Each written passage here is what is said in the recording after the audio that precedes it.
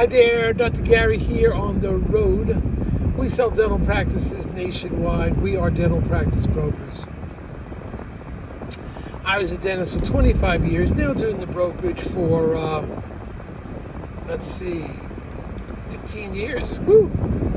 Anyway, today's topic is, should the seller of a dental office remove the carpeting in the treatment rooms? Does it make a difference? We'll get into that. Now, as you know, we have 10 employees, including 2 CPA accountants. We're working, and we're in 25 states, leaving for Utah soon, and Arizona. It should be a good run. Just got back in midsummer from Texas. That was a good run. Everything you're about to hear is for entertainment purposes only. It's not legal advice or business advice. Our phone number is 201-663-0935. We're available every day, and that is 8:30 a.m. East Coast to 8:30 p.m. East Coast time. You can find us. Now, so if you're thinking about selling to a big DSO, please call us. We work with them all the time. They often pay our commission. There generally is no commission to you, so call us. We'll get it together for you, help you out, and generally there's no charge to you because they pay our commission, the big DSOs. You just need $1 million practice or thereabouts and willing to stay on 3 to 5 years. It has a lot of positive aspects, some drawbacks, but a lot of positive things. So call us about that. We look forward to hearing from you.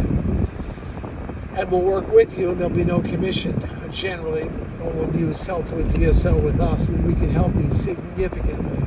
Now, also, if your practice sells for over $1 million, wow, it's sunny here in Jersey.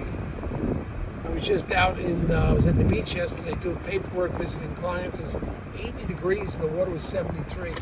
What a day at the Jersey Shore, mid-September. Woo! Forget it. So, also, if the practice is grossing, like $1 million plus, it's a good candidate for the DSOs. Now, in addition,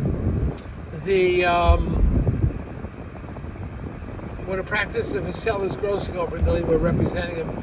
We're often reimbursing legal fees upon successful closing. So give us a call. We'll tell you about that. All right. Now, this doctor had a really nice office, grossing over $1 million, had carpeting in the treatment rooms.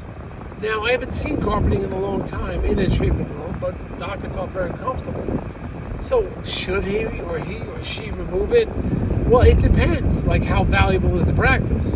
Well, the practice is over $1 million, and you got 4 treatment rooms, and maybe just the carpeted area won't cost. Just remove that from the operatories. So now you're just looking at a couple hundred feet. Maybe it's worth it because as a dentist, your eye just glues on the fact that those treatment rooms have carpeting in it.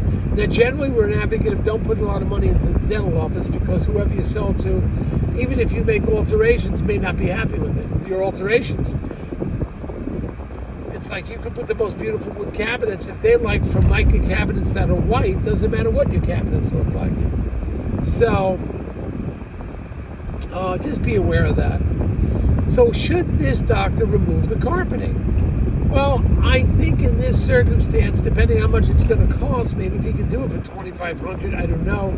I was only looking at about, let me see how much square footage there would be. Oh, maybe there's less than 500 square feet of carpet that has to get taken out and removed,